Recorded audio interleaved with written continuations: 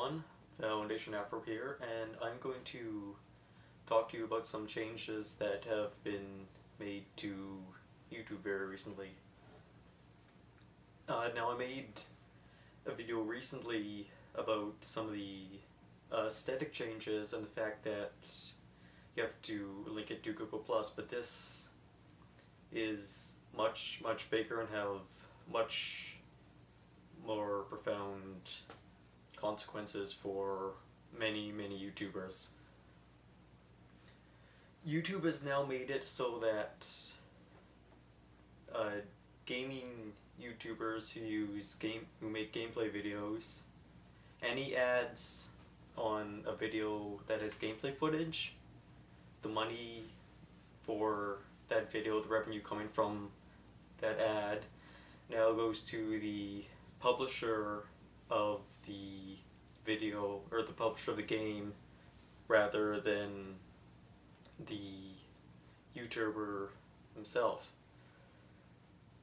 So this means that many gaming channels, such as Ready Live for example, who put out lots of gameplay videos, and channels who put out nothing but gameplay videos, have just lost a huge chunk of their income. And while I somewhat understand YouTube's reason for doing this, I also think it's going a bit too far. Like, maybe if a percentage of the income from that video were to go to the publishers rather than all of it, that might work. But for all of it to go to the publishers and none to go to the content producer of that video, just seems like it goes much too far. Now, Green Skull made a very good point about this on his Twitter earlier. Hey gaming industry, guess who sells our game and keeps it alive for years? Us. Content producers. Let's players. Why attack us? The people who produce content on YouTube are the ones who show off the game to thousands, if not millions of people for all of YouTube.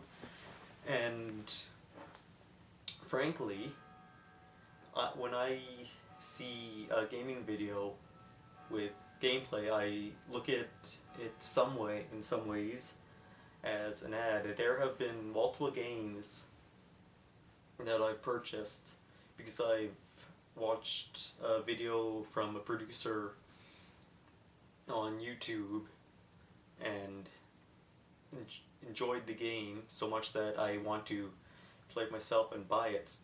Had that not been online, I wouldn't have seen the game, I wouldn't have bought it. So Green Skull's point is very valid there, that the content producers not only are showing off the game, but they're extending its life, because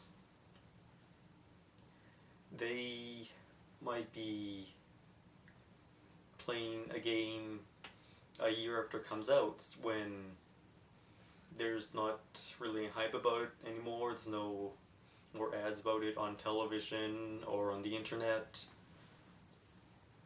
So maybe someone would not know about that after, like, long after it's come out, without that gaming video.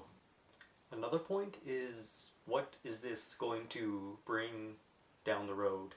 Currently, it's just the publishers getting the ad revenue from the videos, but who knows, maybe in a year the publishers will say, we don't like you using our games in this way, they're copyrighted and we don't want people to see the game if they haven't bought it, and then YouTube will just be wiped clean of all these gaming channels entirely. So while this is a fairly big thing right now, in my opinion, it could balloon into a much bigger thing and keep getting worse and worse if YouTube make smart changes, or game publishers ask for these changes, take it on their own to, maybe one publisher says you can't use any of my videos, and there could be some really big things going on in the future. Also, like I said, uh, many of these people who have these huge gaming channels, their money comes from playing games on to put up on YouTube for people to watch, and if they suddenly can't make money for doing that, they've basically been fired from their job, as it were. So suddenly that revenue stream has stopped coming in. They might have to find another job which would lead to them to produce fewer videos on their channel, and the channels might get weaker. So this can weaken the channels in many ways. Like I said, many channels might stop doing it just because they don't want to deal with the hassle. I know Ready Up Live and many other gaming channels have gotten claims already. So maybe there are channels who don't want to deal with the hassle of that, or can't deal with the hassle of that, and they stop making gaming videos. Maybe there are channels who have to spend less of their time doing these things so they can pay the bills in other ways other than this channel which used to create their revenue stream. So there are some big changes going on. And another thing Greenskull said, he's been very, very adamant about this. He's how I learned about it in the first place. He said, what if this had happened when Rooster Teeth had started? Now, it's a good point. It's kind of like, Rooster Teeth started, when they started, they didn't go on YouTube or anything. They had, I believe they had their own site, so they were protected from this in the first place.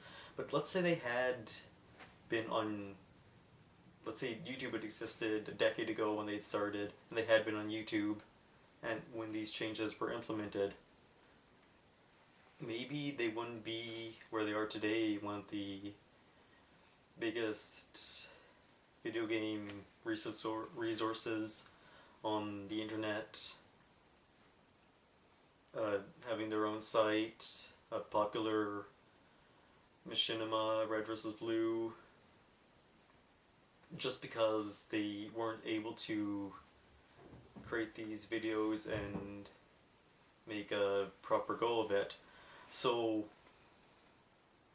this, like I keep saying, this can have some really huge implications on the gaming industry. Now, while the picture I painted is grim, let's not look at this as an all hope is lost kind of scenario. I hope at least, if we try hard enough, we as the game community will be able to change this. And it's easy thing to do. Just talk about it. Share this video, share other videos talking about the subject, make posts on Twitter, make posts on Facebook. Just share the word. Make sure more and more people know about it. Make more and more people unhappy about it, and get them unhappy with YouTube. Maybe we can get YouTube to change their policy back. And don't say that it's impossible for something like that to happen, because if you'll remember back to this spring when the Xbox One was announced, there was a lot of unhappiness about what it was going to be, and Microsoft heard that unhappiness, they changed it, and now it's a very different product than it was even less than a year ago. So hopefully, if we are loud enough as a community, we can make our voices heard and get some changes made. Also, maybe it's time to find somewhere else. Maybe another kind of site, a gaming site such as Twitch, I heard it's been mentioned, will adopt gaming YouTubers and help get them to get their money back with their own control over the videos and over their ads. And we can change this problem by moving. That one might be a bit harder, but again, never say never. I want to see something done. I think the easiest would be just to get the word out, and that may cause other things like change in the venue as it were to happen. So please spread the word about this. This is something the gaming community should know about. This is something YouTube should know that we do not like. I'm Foundation Afro. Those were some of my thoughts on the changes to YouTube and monetary stuff for gamers. Please tell me what you thought below, and I will see you next time. Bye bye.